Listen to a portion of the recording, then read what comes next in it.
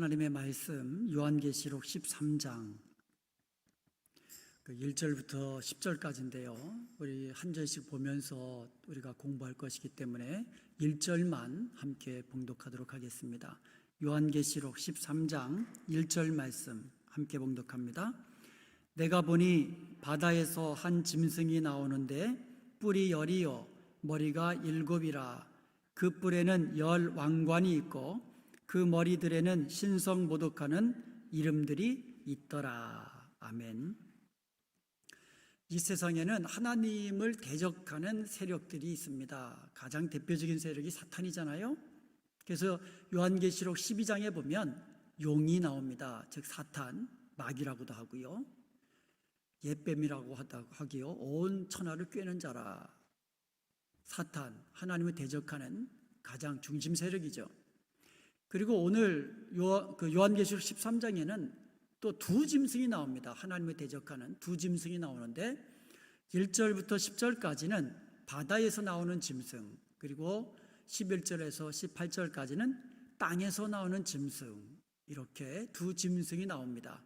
그래서 오늘은 1절부터 10절까지 바다에서 나오는 짐승이 무엇이며 그 정체는 무엇인가 함께 살펴보면서 하나님께서 우리에게 주시는 말씀 듣기를 원합니다. 1절 한번 보니까요, 내가 보니 바다에서 한 짐승이 나오는데, 바다에서 짐승이 나온다 그랬어요. 여기서 바다는 우리가 알고 있는 그 바다가 아니에요. 이건 상징적인 겁니다. 그러면 11절 이하에는 땅에서 짐승이 나온다. 그것도 땅이 아니죠. 하나의 상징적인 겁니다. 무엇을 상징하냐 하면 무저갱이나 하나님을 대적하는 그 중심 세력, 악한 세력의 어떤 원천적인 것, 이런 것들을 상징하는 거예요. 예를 든다면 요한계시록 11장 9절에는요 무저갱에서 나오는 짐승이 두 증인을 죽이거든요. 그래서 요한계시록 11장 9절에서는 무저갱에서 나오는 짐승이다 이렇게 표현했어요. 그러니까 바다에서 나오는 짐승도 우리가 알고 있는 그런 바다를 의미하는 것이 아니라 상징적인 것이죠. 그것이 무저갱일 수도 있고 또 하나님을 대적하는 이제 악한 세력의 이제 원천을 이제 상징하는 그런 것을 이제 보면 되겠습니다. 자, 바다에서 나오는 짐승의 모습이 어떻습니까? 뿔이 10개, 머리가 7개. 머리가 7인데 뿔은 10이에요. 근데 10뿔에 10 왕관이 있어요. 그리고 머리가 7인데 그 머리들에는 신성모독하는 이름들이 있습니다. 자, 신성모독하는 이름들이 그 머리에 있다는 것을 봐서 바다에서 나오는 짐승의 정체를 우리는 가늠할 수가 있어요. 그 정체는 뭡니까? 하나님의 이름을 모독하고 하나님을 대적하는 그런 자다라는 것을 우리가 알 수가 있는 겁니다. 이 짐승의 모습은요, 하늘에 나타났던 붉은 용의 모습과 아주 흡사합니다. 요한계시록 12장 3절에 보니까 이제 하늘에서 또 다른 이적이 보이니 보라 한 큰 붉은 용이 있어. 이 붉은 용은 사탄이라고 그랬습니다. 머리가 7이요 뿔이 10이라. 그 여러 머리에 7 왕관이 있는데 그랬어요. 머리가 7이고 뿔이 10이다. 그러니까 사탄의 모습과 지금 거의 흡사합니다. 다시 말하면 사탄과 같은 동류다라는 것을 우리가 알 수가 있습니다. 자, 2절에 보니까요, 그 짐승이 사탄의 능력과 보좌와 큰 권세를 위임받습니다. 자, 2절 한번 보겠습니다. 내가 본 짐승은 표범과 비슷하고 그 발은 곰의 발 같고 그 입은 사자의 입 같은데 용이 자기의 능력과 보좌와 큰 권세를 그에게 주었더라. 그러니까 바다에서 나오는 이 짐승은 사탄으로부터 큰 능력을 부여받아요. 그리고 사탄의 보좌, 그리고 사탄의 권세를 받습니다. 그러니까 이 바다에서 나오는 짐승은 능력이 많다는 것을 알 수 있어요. 여러분, 마지막 때에 사탄과 그 적그리스도 이런 자들은요 능력도 많아요. 어떤 이적도 많이 보일 수 있습니다. 그런데 여러분, 마지막 때가 가까이 올수록 여러분 능력이나 이적을 구하는 자가 돼서는 안 되는 겁니다. 말씀을 구해야 돼요. 진리를 구해야 됩니다. 그 짐승은 사탄으로부터 능력과 보좌와 큰 권세를 위임받는다. 여기서 우리가 알 수 있는 것은요, 바다에서 나온 짐승은 누구냐? 즉 사탄으로부터 능력과 보좌와 큰 권세를 위임받아서 하나님을 대적하는 자다. 이렇게 그 정체를 우리가 알 수가 있는 겁니다. 바다에서 나오는 짐승의 모습, 2절에 어떤 모습을 하고 있어요? 마치 표범의 모습을 가지고 있다 그랬어요. 그런데 발은 곰발 같고 입은 사자의 입 같다라. 이렇게 나와요. 여기 나오는 짐승들의 모습을 봅시다. 표범이 나오고요, 곰이 나오고요, 그 다음에 사자가 나옵니다. 이 곰이나 사자나 표범은 구약 성경에 그 짐승들이 나오는 곳이 있습니다. 다니엘서 7장입니다. 다니엘이요, 벨사살 왕 원년에 꿈을 꾸는데 그 꿈 속에서 그 환상을 봅니다. 그 환상의 내용이 다니엘서 7장 3절에서 7절까지 나옵니다. 자, 다니엘서 7장 3절에 보니까 큰 짐승 넷이 바다에서 나왔는데, 바다에서 나온다 그랬잖아요. 짐승 넷이 바다에서 나옵니다. 근데 모양이 각각 다르다 그랬어요. 자, 첫 번째 짐승 4절에 보니까 첫째는 사자와 같은데, 사자가 나옵니다. 사자와 같은 짐승이에요. 사자가 아니라 사자와 같은 짐승이라고 그랬어요. 그 다음에 5절에 보니까 둘째 짐승은 곰과 같은데, 곰과 같은 짐승이 또 나온 거예요. 자, 세 번째 6절에 보니까 그 후에 내가 또 본즉 다른 짐승 곧 표범과 같은 것이 있는데, 세 번째로는 표범과 같은 짐승이 나온 거예요. 자, 그럼 네 번째 짐승이 뭡니까? 7절 보니까 내가 밤 환상 가운데 그 다음에 본 넷째 짐승은 무섭고 놀라우며 또 매우 강하며 또 쇠로 된 큰 이가 있어서 먹고 부서뜨리고 그 나머지를 발로 밟았으며 이 짐승은 전에 모든 짐승과 다르고 또 10뿔이 있더라. 쉽게 말하면 넷째 짐승은 뭐예요? 10뿔을 가진 짐승이라는 거예요. 계시록 지금 13장에 나오는 내용과 흡사하잖아요. 첫 번째가 어떤 모양이에요? 사자, 둘째 곰, 셋째 표범, 넷째 10뿔을 가진 짐승. 그런데 이 바다에서 나온 이 짐승들이 연속해서 나오고 있는데, 그러면 이 바다에서 나온 네 짐승이 도대체 뭐냐? 다니엘서에서 자체적으로 설명해 주고 있어요. 아주 확실하게 설명해 놓았어요. 바다에서 나온 네 짐승이 누구냐? 확실하게 설명해 놓았어요. 다니엘서 7장 17절에 그 네 큰 짐승은 세상에 일어날 네 왕이라. 세상에 일어날 네 명의 왕을 말한다 이렇게 돼 있어요. 그리고 다니엘서 7장 23절에 보면 넷째 짐승은 곧 땅의 넷째 나라인데 이는 다른 나라들과 달라서, 다시 말하면 이 바다에서 나오는 네 짐승은 네 명의 왕이거나 네 나라를 의미하는 것이다. 이렇게 다니엘서에서 스스로 해석해 놓았다라는 겁니다.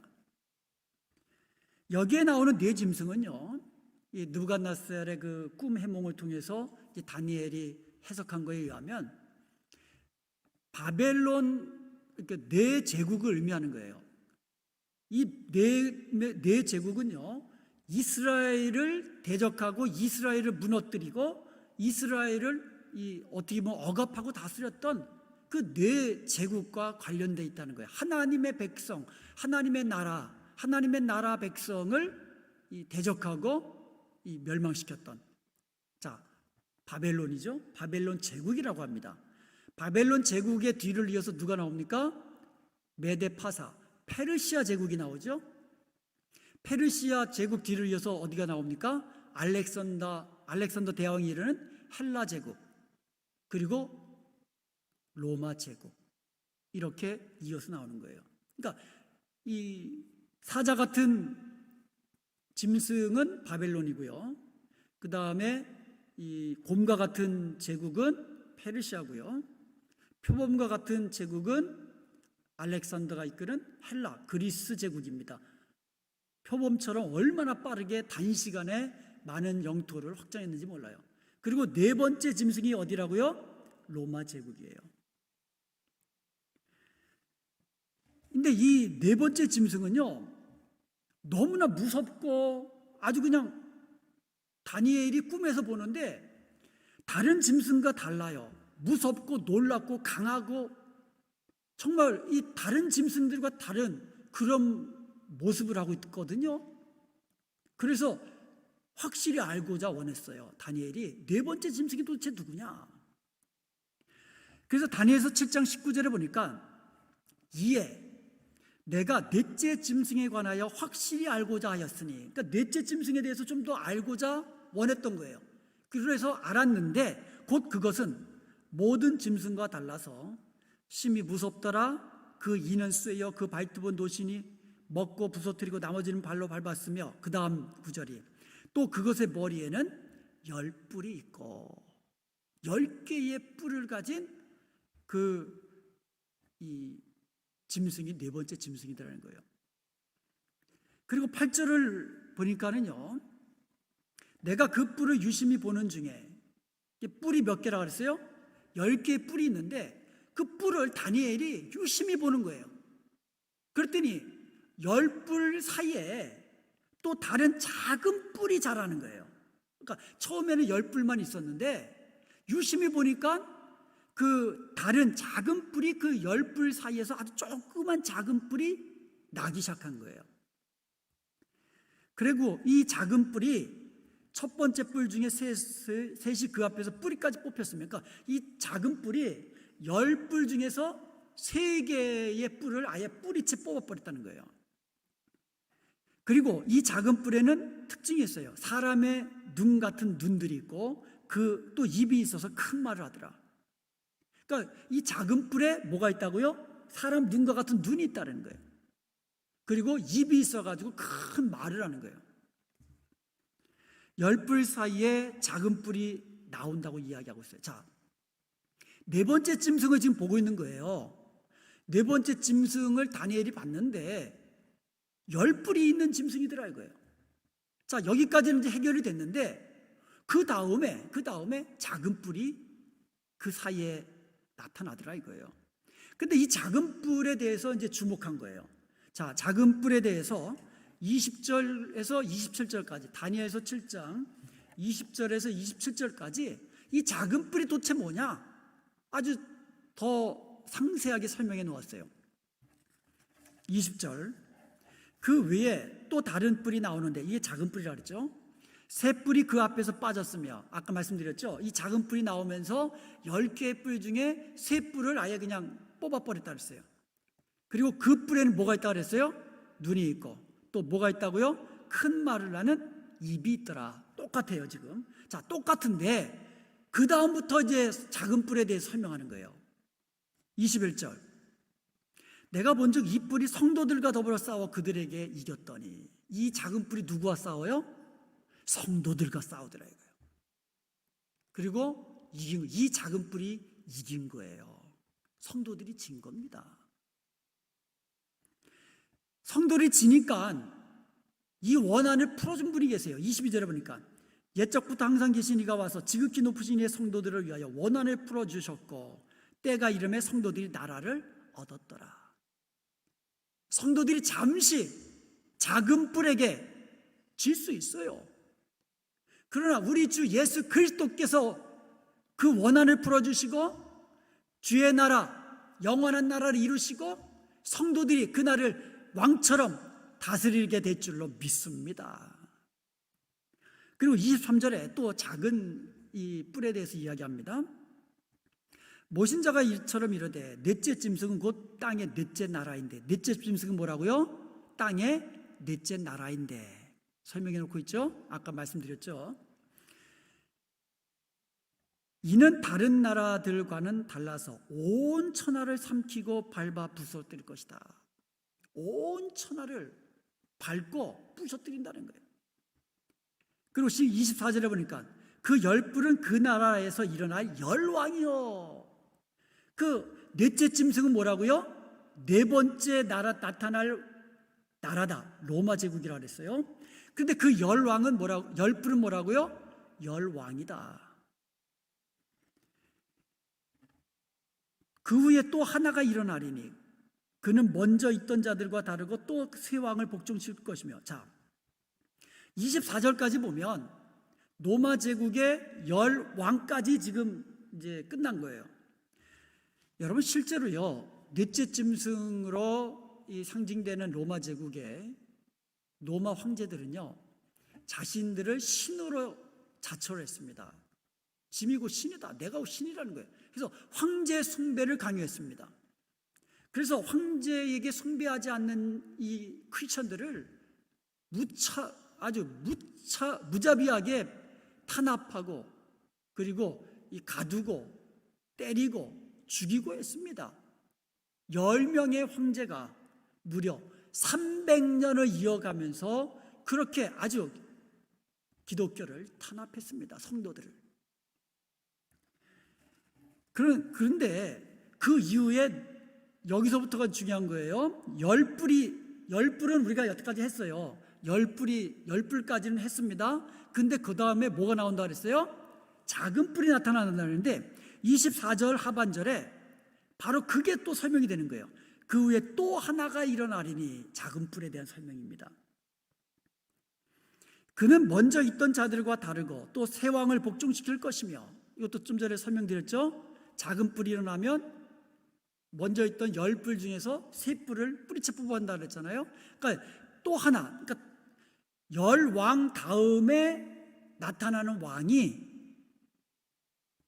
그 이전의 왕과는 다르다는 거예요. 그래서 새 왕을 완전히 복종시키고, 그 다음에 25절에 그가 하는 일, 그가 장차 지극히 높으신 이를 말로 대적하며, 장차 높으신 이 하나님과 그의 그리스도를 말로 대적한다는 거예요. 1절에 보니까 신성 모독한다 그랬잖아요. 입으로. 자, 그 다음에 뭐 합니까? 또 지극히 높으신 이의 성도를 괴롭게 할 것이고. 그러니까 바다에서 나오는 짐승, 아니면 이 작은 뿔, 열뿔 다음에 나오는 이 작은 뿔이 무슨 일을 해요? 하나님을 대적하고 하나님의 성도들을 괴롭게 한다는 거예요. 그가 또 때와 법을 고치고자 할 것이고, 이 때와 법을 고쳐서 어떻게 고친다는 거예요? 자기에게 경배하도록, 하나님께 경배하지 못하도록, 하나님의 말씀과 어긋나도록 자꾸 법을 고쳐나가는 거예요. 그리고 성도들은 그의 손에 붙임받아요. 성도들이 그의 손에 붙임받았다. 이게 뭐예요? 그에게 고통당하고 심지어 죽임까지 당하게 된다는 거예요. 성도들이.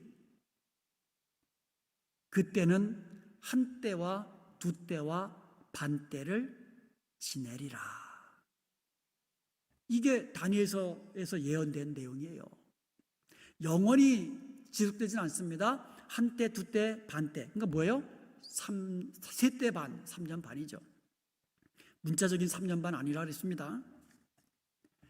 다른 거는 다 상징으로 보면서 숫자만, 그것도 그 년수만 문자적으로 보면 그것도 안 되는 거잖아요. 천년왕국, 이걸 어떻게 문자적으로 이 성경에 나와 있지만, 이거를 다른 거는 다 문자적으로 보면서, 상징적으로 보면서 그것만 또 문자적으로 보면 안 되잖아요. 14만 4천, 이것도 마찬가지예요. 문자적으로 보려고 하는 그런 시도들이 있지만 상징이죠. 그러니까 이 한때, 두때, 반때도 상징적인 숫자입니다. 하나님이 정하신 숫자예요. 하나님이 정하신 그 기간 아래 성도들을 괴롭게 하고 성도들을 이기고 심지어 죽이기까지 하는 거예요. 이 자가 누구냐? 열왕 뒤에 나오는 그 또 다른 왕, 하나님을 대적하고 성도들을 괴롭게 하고 때와 법을 고치고, 그리고 성도들을 그의 손에 이 성도들을 그의 손에서 완전히 죽였다 살렸다 하는 그런 권세를 가진 그 자가 누구냐? 그래서 개혁주의 신학자들은 바로 이 열왕 뒤에 나오는 또 하나의 왕을 적그리스도다, 이렇게 보고 있는 겁니다. 자, 이제 계시록 13장에 나오는 바다에서 나오는 짐승의 모습을 한번 다시 보겠습니다. 자, 바다에서 나오는 짐승이 어떤 모습을 하고 있다 그랬어요? 표범의 모습을 하고 있는데, 발은 뭐 같고? 곰매발 같고, 입은 사자의 입 같고, 그리고 머리는 7이고 뿔이 10이다. 보세요. 다니엘서에 나오는 네 짐승의 모든 모습을 다 합친 모습 아닙니까? 다니엘서에 나오는 그 짐승들의 모습이 뭐예요? 사자 같고 곰 같고 표범 같고 10뿔 짐승인데, 이 계시록 13장에 나와 있는 이 바다에서 나오는 짐승은 이 네 가지를 다 갖고 있다는 거예요. 표범 모양은 표범 같은데 곰발바닥, 사자 입, 머리에는 10뿔, 7머리 다 가지고 있어요. 이게 무엇을 말합니까? 사자도 강한데 표범도 빠르고 아주 강하고 곰도 아주 얼마나 셉니까? 그리고 10뿔 짐승, 다른 짐승하고는 이 비교가 안 될 정도로 강하고 무섭고 그렇게 강력한데, 바다에서 나온 짐승은 이 모든 능력과 권세를 다 가지고 있다라는 거예요. 어떻게 이렇게 큰 능력과 권세를 가지고 있습니까? 답은 하나, 사탄이 준 거예요. 사탄이 자신의 능력과 보좌와 큰 권세를 바다에서 나온 그 짐승에게 준 겁니다. 그러니까 바다에서 나온 그 짐승은 사탄의 권세를 가지고, 사탄의 능력을 가지고 하나님을 대적하고, 사탄의 대리인으로서 하나님을 대적하고 하나님의 성도들을 괴롭게 하고 죽이기까지 한다는 거예요.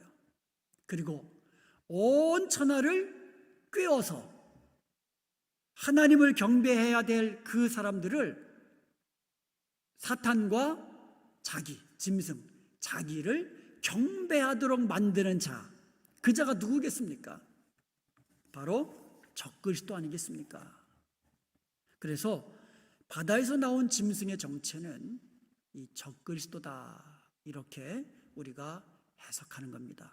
다니엘서 7장에 나와 있는 넷째 짐승 뒤에 이어서 나오는 작은 뿔, 열왕, 10뿔이라고 했죠. 열왕 다음에 나오는 그 마지막 하나, 그 왕, 이것을 우리는 이제 적그리스도다, 이렇게 보고 있는 겁니다. 3절에 보니까 이 바다에서 나온 짐승이 무슨 일을 하냐면, 그의 머리 하나가 상하여 죽게 된 것 같더니 그 죽게 되었던 상처가 나오매 온 땅이 놀랍게 여겨 짐승을 따르고. 이 바다에서 나온 짐승은 사탄의 능력을 가지고 있다 그랬어요. 그래서요, 능력을 많이 발휘합니다. 그런데 이 바다에서 나온 짐승이 어느 날 죽게 됐어요. 칼에 상하여 가지고 거의 죽은 거예요. 그래서 온 이 땅이 죽었다라고 생각하는데 살아난 거예요. 그러니까 온 땅이 놀란 겁니다. 그래서 그 짐승을 따르기 시작합니다. 짐승의 7머리 가운데 하나가 죽은 것 같다가 다시 살아나게 되어서 온 땅이 놀랍게 여기며 그를 추종하는 일이 일어나게 될 거라는 겁니다. 여기서 짐승의 머리가 상하여라고 할 때에 창세기 3장 15절에 보면 여자의 후손이 뱀의 머리를 상하게 했다 그랬거든요. 이 상하게 하다라는 말하고 이 연관이 이제 되는 거예요. 병행이 되고 있는 겁니다. 여기서 우리는요, 짐승이 예수 그리스도의 십자가와 부활을 모방하고 있다는 것을 알 수가 있어요. 여러분 정확하게 알아야 됩니다. 사탄은 하나님처럼 되고 싶어 합니다. 그래서 하나님을 모방하는 거예요.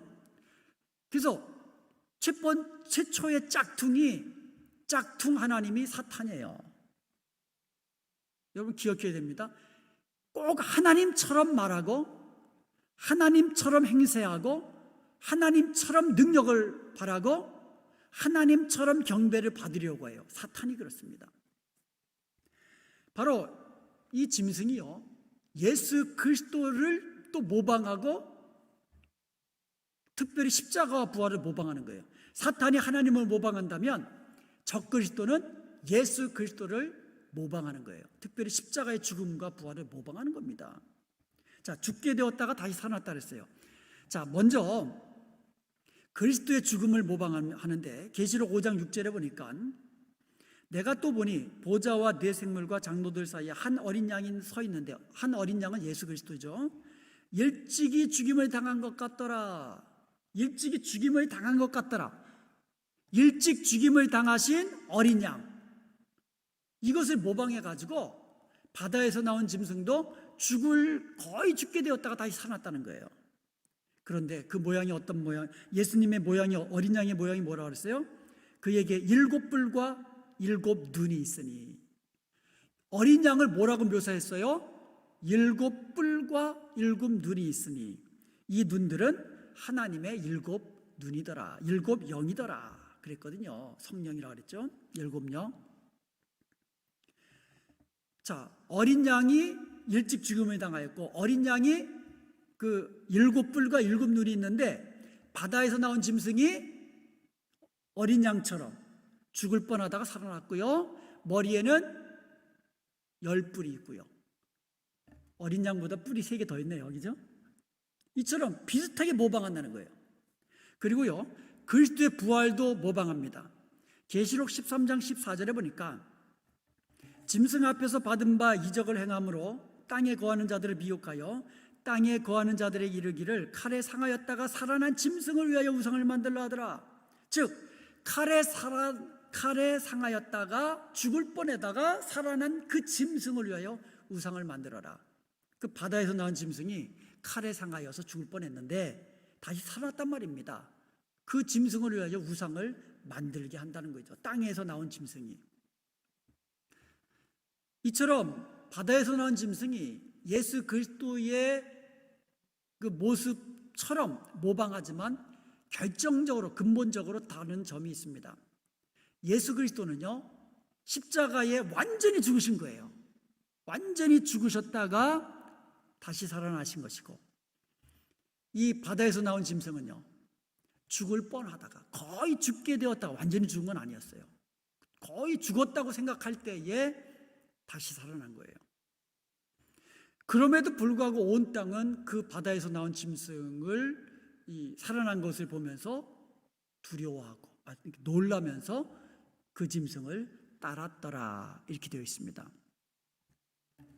자, 다른 그 이후에 어떤 일이 벌어진가? 4절을 한번 보겠습니다. 용이 짐승에게 권세를 주므로 용에게 경배하며 짐승에게 경배하여 이르되 누가 이 짐승과 같으리야? 누가 능히 이와 더불어 싸우리요 하더라. 그러니까 온 땅, 이게 주어가 온 땅입니다. 온 땅이 그 짐승을 이제 보면서, 다시 죽으려다가 살아난 그 짐승을 보면서 놀라면서 그를 따랐다 그랬습니다. 그러면서 사탄과, 그러니까 용이죠, 용과 그 짐승을 경배하더라 이거예요. 용이 짐승에게 권세를 주므로, 이게 반복되고 있습니다. 이 짐승의 권세는 곧 사탄의 권세다. 계속 반복되고 있어요. 오늘 본문에서 사탄이 그에게 권세를 주므로, 사탄이 그에게 능력과 보좌와 큰 권세를 주므로 계속 반복되고 있어요. 자, 이 온 땅이 경배할 뿐만 아니라, 그러니까 온 땅이요 하는 것을 보세요. 그 짐승을 따랐고요, 사탄과 그 짐승을 경배했고요, 그 다음에 찬양을 합니다. 뭐라고 찬양합니까? 누가 이 짐승과 같으랴? 누가 능히 이와 더불어 싸우리요? 여러분, 누가 이 짐승과 같으랴? 이것은요, 이스라엘 백성들이 출애굽한 이후에 홍해를 건넜습니다. 홍해를 건넌 후에 하나님을 찬송한 내용이 뭐냐?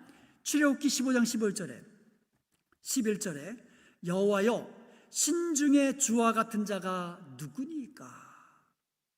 이 땅의 많은 신들 가운데 여호와 하나님과 같은 신이 누구일까? 이 구원받은 백성들의 찬송이거든요. 그런데 오늘 본문 4절에 누가 이 짐승과 같으리요? 누가 하나님과 같으리요? 어떤 신이 하나님과 같겠습니까? 찬양도 구원받은 성도들이 하나님께 드리는 찬송과 비슷하게 모방해서 찬송하도록 한다는 겁니다. 그러니까 모든 것이 짝퉁이에요. 사탄은 구원받은 백성이 하나님께 돌렸던 찬양을 흉내내고 있습니다. 여기서 우리는 다시 한번 사탄은 언제나 하나님을 모방하고요, 또 하나님의 영광을 찬탄해서 자기가 받으려고 한다는 것을 다시 한번 우리가 확인하게 됩니다. 자, 5절을 한번 보겠습니다. 또 짐승이 과장되고 신성 모독을 말하는 입을 받고, 그러니까 짐승이 뭐가 있다 그랬어요? 입이 있다 그랬잖아요. 근데 입이 좀 과장, 뻥을 잘 치는 거야. 그러니까 한마디로 이 사탄에게 배운 거잖아요. 내 앞에 경배하라. 그럼 내가 온 천의 영광을 다 주리라. 다 뻥이잖아요. 얼마나 과장이 심합니까? 그리고 다 거짓말이잖아요. 다 사탄에게 배운 거예요, 그 짐승이. 그리고 신성 모독을 말하는 입을 받고 하나님과 하나님의 이름, 예수 그리스도의 이름을 아주 모독한다는 거예요. 그리고 또 42달 동안 일할 권세를 받으니라. 42달 동안 일할 권세, 42달. 이게 바로 이 한때 두때 반때 아닙니까? 다니엘에서 나왔던 한때 두때 반때, 여기에 나오는 42달 다 같은 기간입니다. 중요한 것은 하나님이 정하신 기간 동안에만 제한적으로 일할 권세를 받았다라는 거예요. 바다에서 나온 짐승이 무한정 영원히 힘을 갖고 권세를 가지고 하는 게 아니고 하나님이 정해 주신 거예요. 하나님이 너는 한때 두때 반때 42달 동안 일해라, 딱 정해 주신 거예요. 42달 한때 두때 반때. 이 기간은요, 계시록 11장 2절에 보니까 하나님의 성전 바깥 마당을 이방인들에게 주어서 그들이 거룩한 성을 짓밟는 기간이 바로 42달입니다. 근데 11장 3절에 보면 두 증인이 증거의 사역을 감당하는 기간이 1260일입니다. 같은 거예요. 42달이나 1260일이나 다 같은 기간입니다. 그리고 11장 9절에 보니까 무저갱에서 올라온 짐승이 두 증인을 죽입니다. 그리고 이 무덤에 장사하지 못하도록 큰 성에다가 이 사람들이 지나가면서 보게 만드는데 그 기간이 언제냐? 사흘 반입니다. 3일 반. 날로 하니까 3일 반, 년으로 하니까 3년 반, 달로 하니까 42달, 일로 하니까 1260일. 12장 6절에 보면 아들을 낳은 여인이 광야에서 용의 공격을 피해가지고 피신하는데 하나님께서 그 하나님의 정하신 곳으로 인도하셔가지고 양육하고 보호하는 기간이 1260일. 12장 14절에 보면 그 기간이 한때와 두때와 반때. 다 지금 뭘 말하는 겁니까? 같은 기간이에요. 하나님이 정하신 그 기간만큼 일할 권세를 바다에서 나온 짐승이 받았다라는 겁니다. 자, 13장에 나타나는 이제 사탄의 하수인이 얼마나 왕성하게 일하는가 볼 수가 있습니다. 6절에 보니까 짐승이 입을 벌려 하나님을 향하여 비방하되 그의 이름과 그의 장막 곧 하늘에 사는 자들을 비방하더라. 바다에서 나온 짐승은요, 입을 벌려서 하나님을 비방하고요, 또 누구를 비방합니까? 하늘에 사는 자들. 하늘에 사는 자들. 이게 누굽니까? 아니 땅에서 하늘에 사는 성도들을 비방한 이게 메이크 센스가 안 되잖아요. 그래서 하늘에 사는 자들이라는 것은 바로 하나님께 속한 자들을 말하는 거예요. 성도들을 말하는 겁니다. 그러면 이 땅에 사는 자들은 누굴까요? 사탄의 지배 아래에 있는 자들. 이게 대조해서 지금 설명하고 있는 거예요. 하늘에 사는 자들, 모든 성도, 곧 교회를 말하는 거예요. 바다에서 나온 짐승은요, 하나님과 하나님의 이름, 그 다음에 하늘에 속한 자, 즉 모든 성도들을 비방하는 거예요. 비방만 합니까? 괴롭게 한다 그랬죠? 죽이기까지 한다 그랬어요. 자, 이 땅에서 창세 이후에 생명책에 기록하지 못한 모든 자들이 짐승 앞에 경배한다 그랬어요. 땅과 땅에 사는 자들이 처음 짐승에게 경배한다 그랬거든요. 12절에. 그리고 14절에 보면 땅에 거하는 자들을 미혹하여 땅에 거하는 자들에게 이르기를 그랬거든요. 계속 땅에 거하는 자들, 땅에게 속한 자들, 이러한 자들은 사탄에게 경배하고 그 짐승에게 경배하고 대조가 되고 있습니다. 저와 여러분은 하늘에 속한 자들입니다. 아멘. 비록 이 땅에서 살고는 있지만 우리는 하나님께 하늘에 속한 자인 것을 믿으시기 바랍니다. 하늘에 속한 자들은 이 땅에서 사탄에게 경배할 수 없습니다. 왜요? 하나님 이외 다른 신에게 경배할 수 없기 때문에 그렇습니다. 이게 우리의 믿음입니다. 하늘에 속한 자들입니다. 우리는 땅에 속한 자들은 사탄에게 경배하고, 그런데 사탄이 온 땅을 괴롭게 하거든요. 하나님은 자기 백성을 괴롭게 하지 않습니다. 하나님은 하나님의 백성들을 사랑하시고 돌보시고 복을 주기 원하시고, 사탄은 달라요. 사탄은요, 자기를 따르는 이 땅에 속한 자들을 괴롭게 하고 죽이고 폭력을 쓰고 억압하고. 여러분, 그 재앙 시리즈를 보면서 이 재앙이 일어날 때마다 죽어나가는 건 전부 다 뭐예요? 이 땅의 사람들이에요. 하나님의 사람들은 하나님이 보호하시거든요. 이게 다른 점이에요. 하나님은 하나님의 사람들을, 성도들을 끝까지 지키십니다. 사탄은 그렇지 않아요. 자기 따르는 자들을 오히려 죽이고, 그래서 자기의 폭력성을 드러내고 자기를 무서워하게 하고 자기를 경배하게 하고, 이게 사탄과 그의 하수인의 모습인 것입니다. 교회가 이 땅에 하늘에 속했다고 해서 이 땅에서 살아가기를 끝쳤다는 그런 말이 아닙니다. 이 땅에 살아가고 있는 거예요. 저와 여러분은 이 땅에 살아가고 있지만 이 땅에 속한 자가 아니라 하늘에 속한 자, 하늘에 사는 자인 것을 믿으시고, 하나님이 도우시고 하나님이 보호하시고, 마침내 주님께서 사탄의 나라를 깨뜨리시고 왕노릇하실 때에, 하나님 나라가 온전히 영원한 나라가 세워질 때에 저와 여러분은 주님과 더불어 왕노릇하는 자인 것을 기억하고 또 이 땅에서 믿음을 지켜나가야 될 줄로 믿습니다. 7절에 보니까 또 권세를 받아, 사탄에게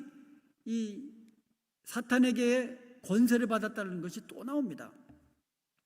성도들과 싸워 이기게 되고, 그러니까 아까는 성도들을 비방했다 그랬고 이번에 성도들과 싸워 이기게 되고, 계속 반복해 나옵니다. 그런데 중요한 게 그 다음, 제가 좀 전에 말씀드린 게 여기 나옵니다. 각 족속과 백성과 방언과 나라를 다스리는 권세를 받으니, 이 땅의 온 나라와 백성들을 다스리는 권세를 받았더라 이거예요. 영원히 아니죠. 한때 두때 반때 42달 동안. 이것도 상징적이라 그랬어요. 문자가 아닙니다. 바다에서 나오는 짐승은 큰 권세를 사탄에게 받았음을 2절, 4절, 5절, 7절 계속해서 반복하고 있습니다. 그 권세를 가지고 하나님을 대적하고 또 하나님의 백성들을 비방하고, 또 그 권세를 가지고 이 땅의 모든 나라와 그 백성과 나라를 다스리는데 폭력적으로 괴롭게 하면서 다스린다는 것을 우리가 살펴보았습니다. 여기서 우리는 교회의 이중적인 모습, 사탄의 이중적인 모습을 우리가 보게 됩니다. 이게 어떻게 보면 모순적인 것 같은 거예요. 이게 이중적인 모습입니다. 우리 성도들은요, 왕노릇한다 그랬잖아요. 그런데 또 본문에 보니까 사탄에게 패하여서 도망치는 모습, 그리고 이 사탄에게 모독을 당하고 심지어 사탄에게 죽기까지 하는 모습, 이중적인 모습이 나오잖아요. 왕노릇하는 모습은 이기고 다스리는 건데, 이번에는 꼭 거꾸로 패하고 도망치고 모독받고 비방받고 이런 모습. 사탄도 마찬가지예요. 사탄에게도 이중적인 모습이 있습니다. 사탄이 결박을 당하잖아요. 예수님이 십자가에 달리시고 부활하심으로 결박당해서 무적행으로 떨어지는 모습, 패한 모습이 나오는데, 또 한편으로는 사탄이 이 세대에서 왕노릇하면서 다스리는 모습, 이렇게 이중적인 모습이 계속 반복되고 있다는 거예요. 여기서 우리는 이 이중적인 모습에 대한 이해가 필요한 것입니다.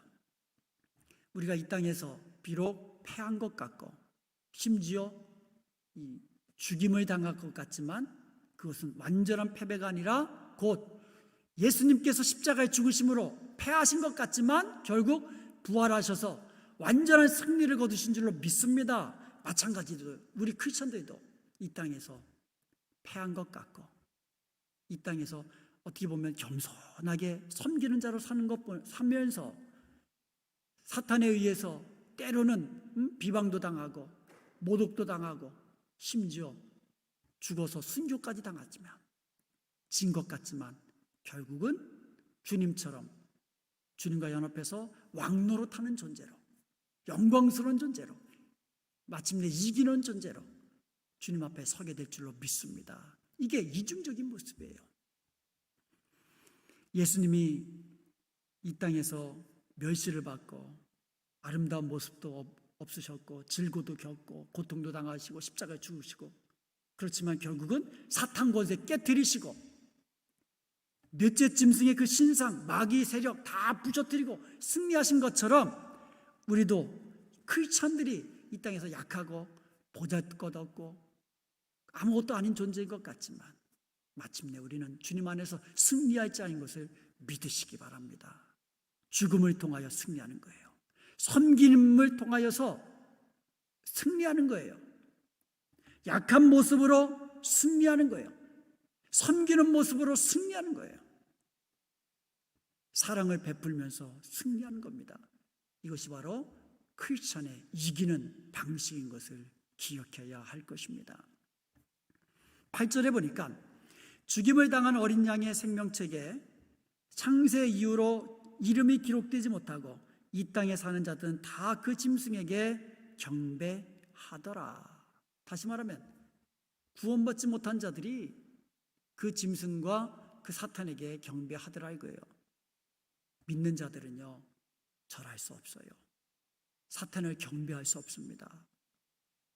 성도들의 믿음은, 성도들의 인내는 바로 여기 있는 거예요. 평상시 좋을 때 우리의 믿음 보이지 않아요.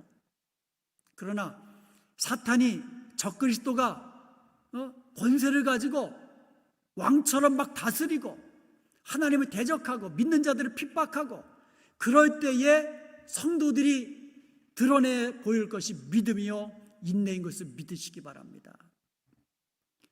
9절에 보니까 누구든지 귀가 있거든 들을지어다. 들으라 이거예요. 귀가 있거든 들을지어다. 10절에 보니까 사로잡힐 자는 사로잡혀 갈 것이요 칼에 죽는 자는 마땅히 칼에 죽을 것이니 성도들의 인내와 믿음이 여기 있느니라. 성도들 가운데 잡혀갈 자도 있어요. 끌려갈 자도 있어요. 죽임을 당할 자도 있습니다. 그러나 성도들의 믿음과 인내는 바로 여기서 나타나는 줄로 믿습니다. 이것이 성도들이 이기는 방식이에요. 죽는 것 같으나 승리자가 성도인 것입니다. 사랑하는 여러분, 사탄은요 이 세상 나라를 다스립니다. 사탄은요 바다에서 나온 짐승을 하수인으로 내세워서 다스릴 것입니다. 큰 권세와 능력으로 다스릴 것입니다. 이 땅에 속한 사람들을 미혹하여서 사탄과 자기에게 경배하도록 할 것입니다. 하나님께 돌려야 영광을 빼앗아서 사탄에게 그리고 자기에게 돌리도록 강요할 것입니다. 여기에 불복하는 자는 때리고 가두고 심지어 죽이기도 할 것입니다. 그러나 그 기간은 영원한 것이 아니라 하나님께서 정해놓으신 그 기간 동안에만 그 권세를 가지고 일하게 될 것입니다. 그 기간이 끝나면 우리 주님께서 심판하시고 그들은 다 심판으로 멸망당하게 될 것이고 모든 성도들은 주님과 함께 영원한 나라에서 영원토록 왕노릇하며 영생복락 누리게 될 줄로 믿습니다. 이제 우리에게 필요한 것은 믿음과 인내입니다. 끝까지 인내해야만 합니다. 끝까지 믿음을 지켜야만 합니다. 잘 인내하다가 마지막에 인내하지 못하면 얼마나 억울합니까? 끝까지 믿음으로 인내하고 우리에게 맡겨진 사명 끝까지 죽도록 충성하고 땅끝까지 주의 복음을 증거하는 이 일에 우리의 마지막 이것이 사명인 줄 알고 이 일에 끝까지 충성하는 저와 여러분이 되어야 될 줄로 믿습니다. 그래서 주님 앞에 섰을 때 우리 모두 잘했다 칭찬받고 영광스러운 멸류관 다 받아 누리게 되기를 주님의 이름으로 축원드립니다.